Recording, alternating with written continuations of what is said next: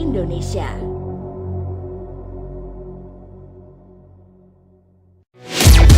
Pro 1.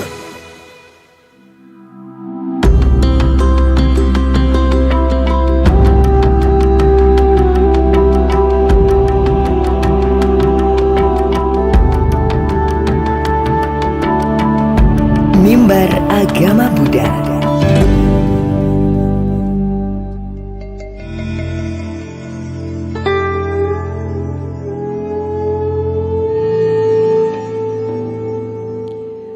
Selamat malam pendengar. Di hari ini, di hari Minggu, tanggal 3 Agustus 2025, kita hadirkan acara Mimbar Agama Buddha. Dan sudah hadir di studio kita Bapak Andri Wijaya, SPD, SPSI, MTI, MPD, penyuluh agama Buddha, yang akan bersama kita di acara Mimbar Agama Buddha hingga menjelang pukul 20 waktu Indonesia Barat. Kita sapa dulu. Selamat malam Pak Andri. Selamat malam Ibu. Iya, apa kabarnya? Luar biasa malam ini Ibu. Iya, bisa mendekat kembali ke mic-nya, agak sedikit mendekat. Iya. Okay. Baik, sehat ya Pak Andri ya? Sehat, luar biasa Ibu. Iya, semangat sekali kayaknya malam hari ini akan harus menyapa umat Buddha malam hari ini ya. Baik, silahkan Pak Andri Wijaya. Baik, terima kasih Ibu. Selamat malam Bapak Ibu, sahabat Pro 1 RRI Palembang. Berjumpa kembali dengan saya Andri Wijaya, penyuluh agama Buddha. Namo Sang Hyang Adi Budaya, Namo Buddhaya. Mari Bapak Ibu kita mendaraskan wandana untuk memulai diskusi kita pada malam hari ini.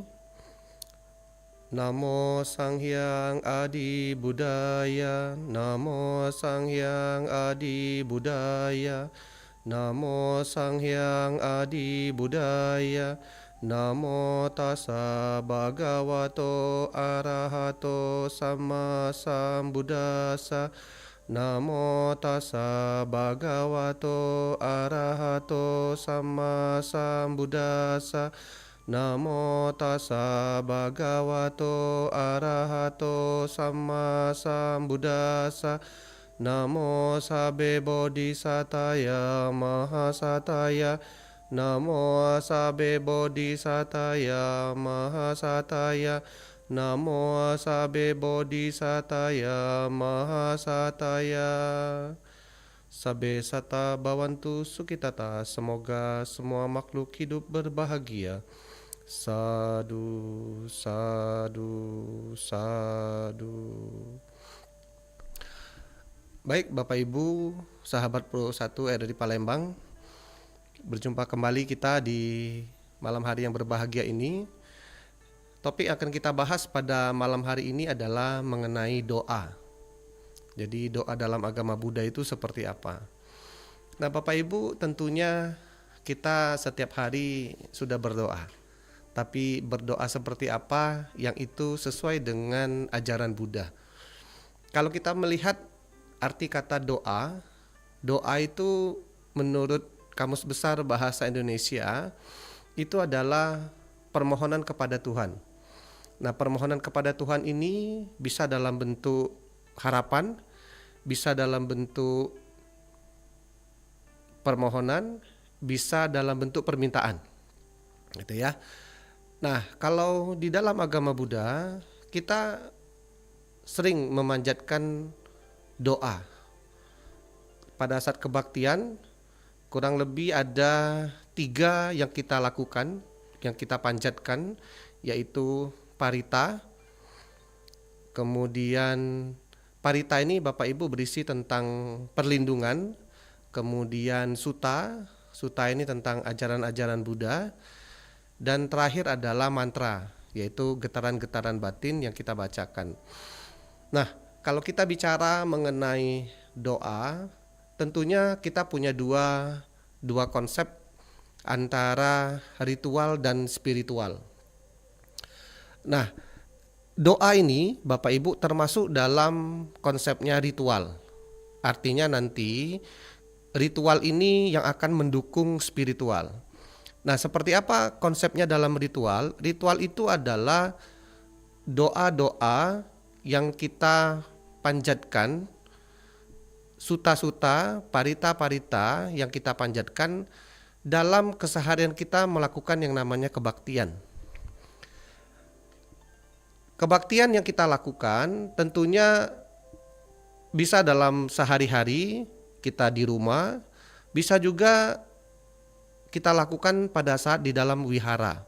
Nah, ritual ini Bapak Ibu tentunya berkaitan tentang tata cara, berkaitan tentang intonasi, nada, di mana masing-masing daerah tentu punya cara yang berbeda. Artinya kalau kita bicara intonasi, penekanan, itu masing-masing daerah punya penekanan khusus, ya. Nah, sekarang bagaimana kaitannya tentang spiritual? Kalau kita melihat ritual ini, masing-masing daerah mempunyai intonasi nada yang berbeda, tentunya kita akan mengalami perubahan juga pada saat kita berada di daerah-daerah tertentu. Kalau kita bicara mengenai spiritual, artinya ajaran Buddha itu dimanapun kita berada akan tetap seperti itu. Kalau kita bicara mengenai misalkan tentang hukum karma, maka ajaran Buddha yang menjelaskan tentang hukum karma itu sama, ya. Tidak terbatas soal tempat, tidak terbatas soal intonasi, cerita tentang hukum karma itu ya sama gitu ya, tentang niat gitu kan. Nah, artinya yang perlu kita pahami bahwa doa adalah bagaimana kita melakukan yang namanya ritual. Nah, doa atau ritual ini yang mendukung kegiatan kita. Konsep doa itu sendiri adalah bukan hanya kita mendoakan orang lain. Artinya apa yang kita lakukan terhadap doa itu bukan untuk orang lain, tapi untuk diri kita sendiri.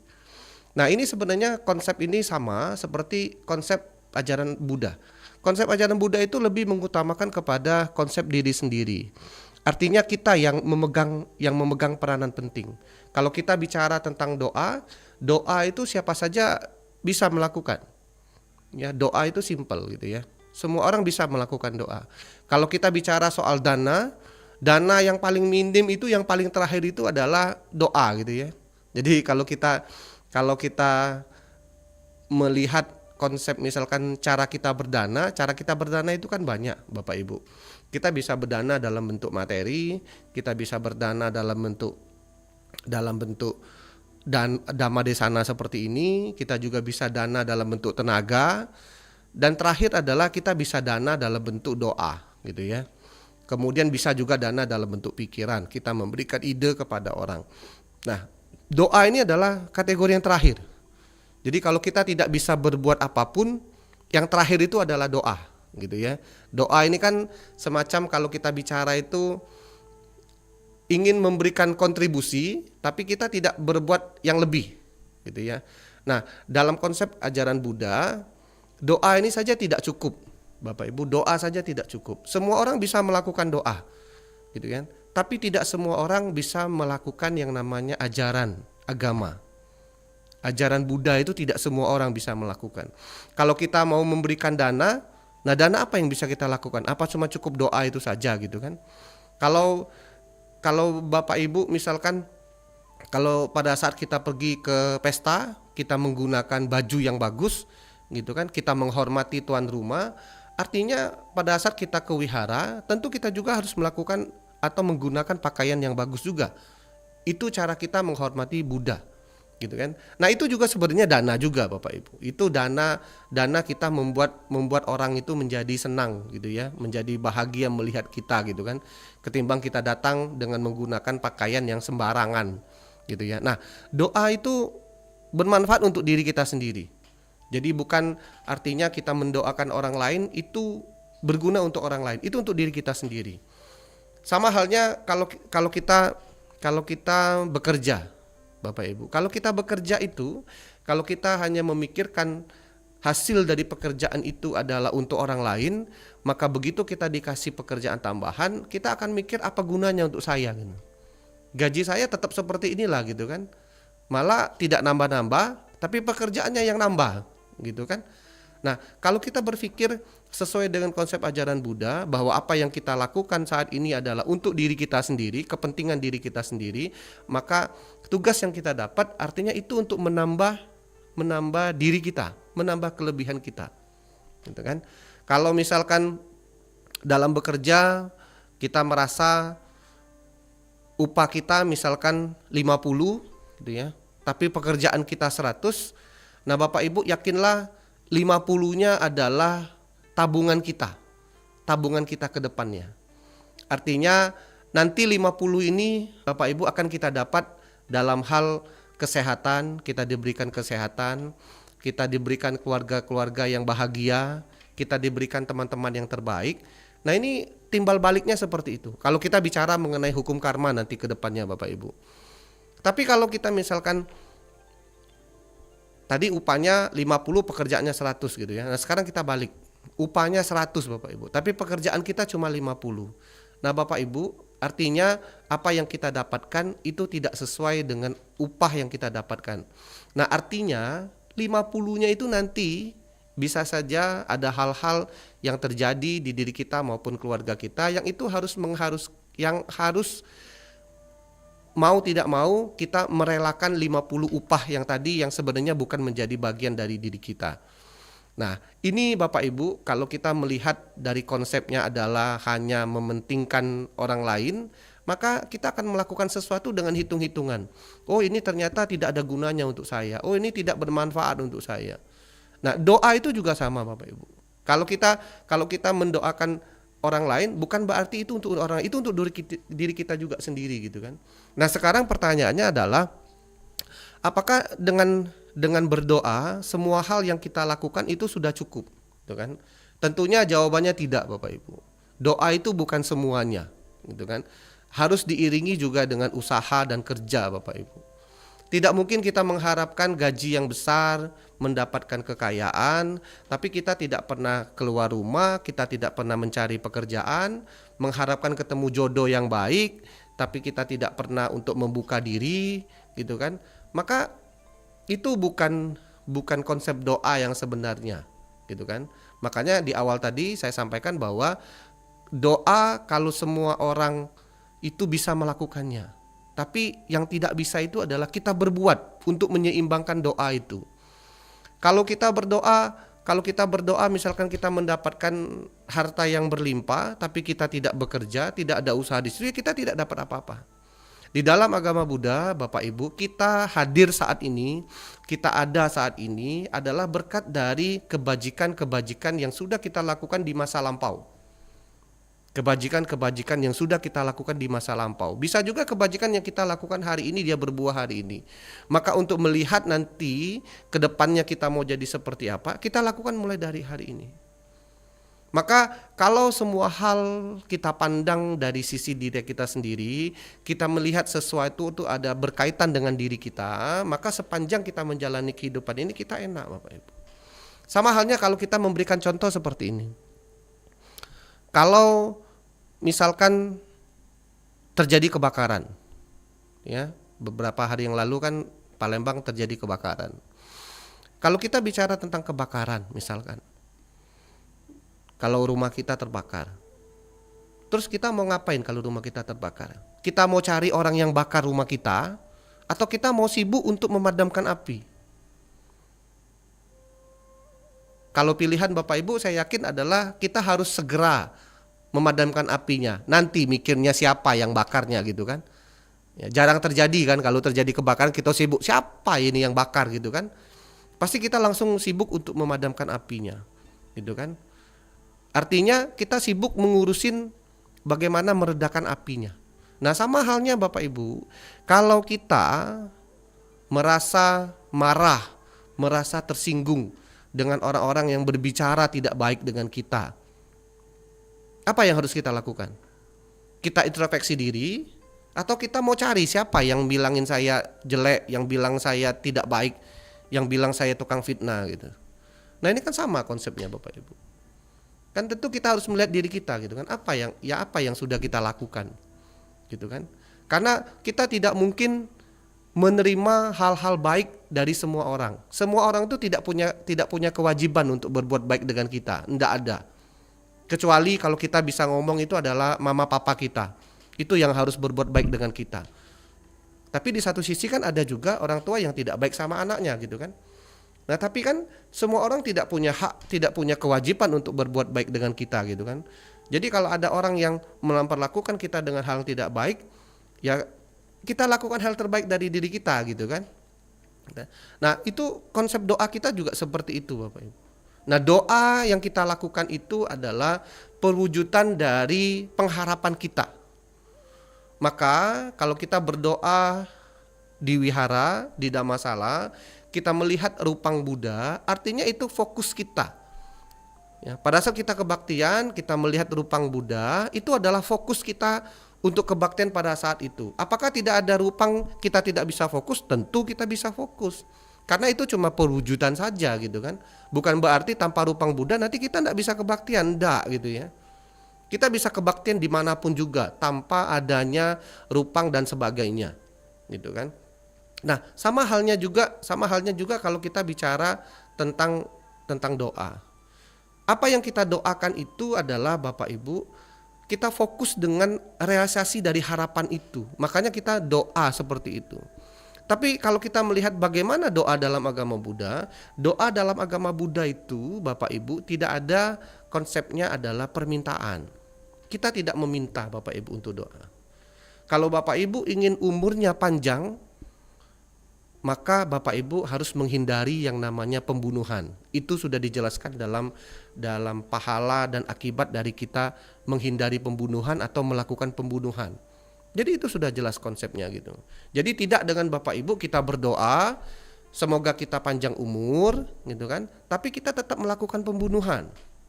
Tidak mungkin kita mendapatkan umur yang panjang tapi kita memperpendek umur makhluk lain. Gitu kan? Itu kan kontras yang sangat terbalik gitu kan.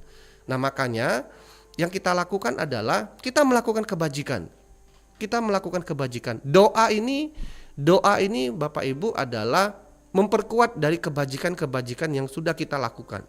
Kalau kita melihat doa di dalam agama Buddha, Bapak Ibu doanya itu adalah kata-kata di depannya itu adalah semoga. Kalau tadi kita membuka mimbar agama Buddha ini dengan menyebutkan Sabe Sata Bhavantu Sukhitata, semoga semua makhluk hidup berbahagia, maka kita mengharapkan, kita berdoa semoga semua makhluk berbahagia.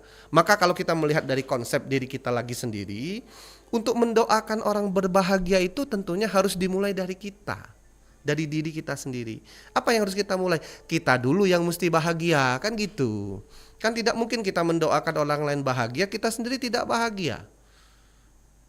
Hati kita lagi sedih, kan tidak mungkin kita mendoakan orang lain untuk bahagia.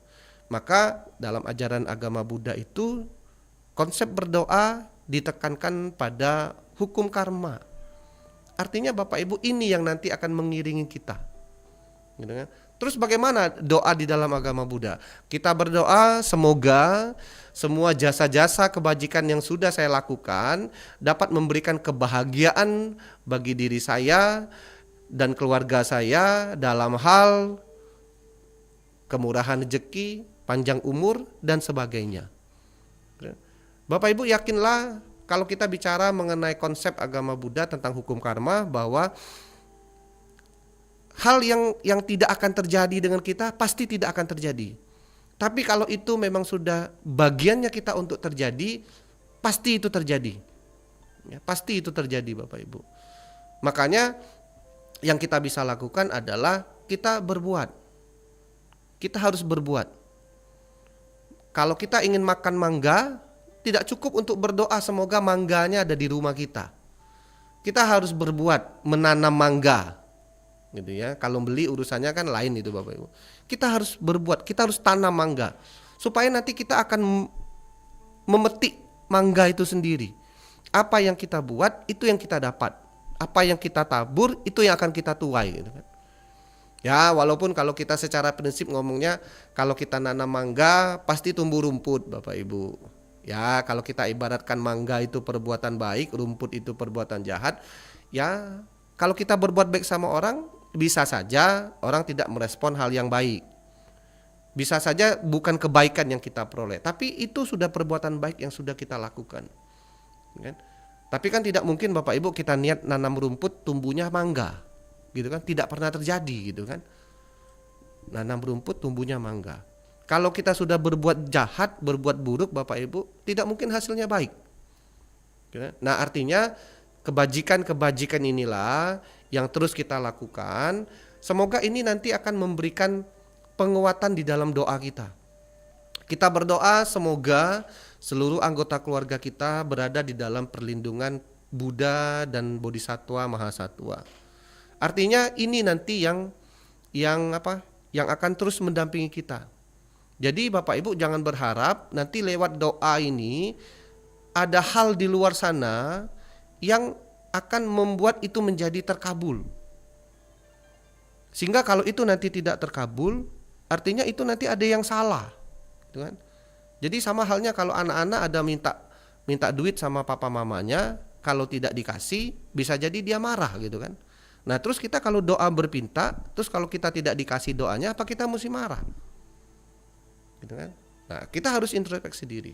Makanya kalau kita pernah mendengar syair dalam Dhammapada 165 tentang Upasaka Culakala yang dia dituduh mencuri karena ada segerombolan orang pencuri yang meletakkan barang curian di dekat dia sehingga dia dikatakan sebagai pencuri. Nah, di situ kan Buddha menjelaskan oleh diri sendiri kita menjadi jahat, oleh diri sendiri kita menjadi baik. Maka konsep dari diri sendiri itu yang membedakan kita nanti dalam praktek ajaran Buddha. Jadi Bapak Ibu, berdoa saja tidak cukup. Ya, sekali lagi Bapak Ibu, berdoa saja tidak cukup. Bapak Ibu harus berbuat. Kita harus berbuat. Karena itu nanti yang membedakan kita dengan orang lain. Kalau kita melihat dalam intisari ajaran Buddha, kan, perbanyak perbuatan baik itu selalu ditekankan. Itu selalu ditekankan Bapak Ibu. Perbanyak perbuatan baik. Karena ini nanti yang bisa merubah diri kita. Kalau sudah kita banyak melakukan perbuatan baik, tentunya kita harus mengurangi perbuatan buruk. Nah, yang susah ini kan Bapak Ibu sudah tidak mau nolong, nyusahkan gitu kan. Nah, ini yang kita repot gitu kan. Nah, maka di dalam konsep doanya lebih ditekankan adalah bagaimana kita melatih diri kita dengan pikiran yang baik, dengan ucapan yang baik, dengan perbuatan yang baik. Ini yang nanti akan memperlancar apa yang ingin kita dapatkan dalam kehidupan kita sehari-hari. Jadi seperti yang saya sampaikan tadi, semoga dengan jasa-jasa kebajikan yang telah saya lakukan dapat memberikan kebahagiaan untuk diri saya dan keluarga dalam bentuk umur yang panjang dan sebagainya. Jadi Bapak Ibu, bicara mengenai doa, ritual dan spiritual, maka dia harus beriringan. Ya, doa ini Bapak Ibu kalau sepintas kita lihat adalah sebenarnya untuk tanda kalau kita itu umat Buddha, gitu kan. Orang-orang yang melakukan yang namanya doa, kebaktian, itu sebenarnya untuk menunjukkan kalau dia adalah orang yang beragama. Jadi kan kalau sepintas kita melihat orang, oh dia datang ke wihara, oh berarti dia Buddha gitu. Kan gitu kan. Makanya kalau kita hanya bicara sebatas doa seperti yang saya sampaikan tadi, yaitu tadi semua orang bisa melakukan doa, gitu kan. Tapi tidak semua orang bisa melakukan yang namanya praktek dari doa, yaitu praktek spiritual. Kita berpikir yang baik, kita berucap yang baik, dan kita melakukan perbuatan baik. Jadi Bapak Ibu, itu yang bisa saya sampaikan berkaitan dengan doa di dalam agama Buddha. Semoga dapat memberikan pemahaman untuk kita bersama mengenai ajaran Buddha. Mari Bapak Ibu kita akhiri mimbar agama Buddha ini dengan sama-sama mendaraskan nama Karagata. Arahang sama sambuddho bhagava buddhang bhagawantang abhiwademi. Swakato bhagavata dhammo dhammang namasami. Supatipano bhagavato sawaka sanggo sanggang namami. Sabe sata bawantu sukitata. Semoga semua makhluk hidup berbahagia. Sadu, sadu, sadu. Bapak Ibu, saya Andri Wijaya pamit dalam kesempatan yang berbahagia ini. Terima kasih atas kesempatannya. Namo Sang Hyang Adi Budaya, Namo Buddhaya. Baik, terima kasih Pak Andri. Semoga sehat selalu ya Pak Andri ya. Terima kasih Bu. Baik, selamat malam. Selamat malam. Baik pendengar, demikian tadi sudah kita hadirkan acara Mimbar Agama Buddha yang kita hadirkan setiap hari Minggu pada malam Senin melalui Pro 1 RRI Palembang, kanal informasi dan inspirasi. Nah pendengar, kita akan jelang pukul 20 waktu Indonesia Barat melalui Pro 1 RRI Palembang.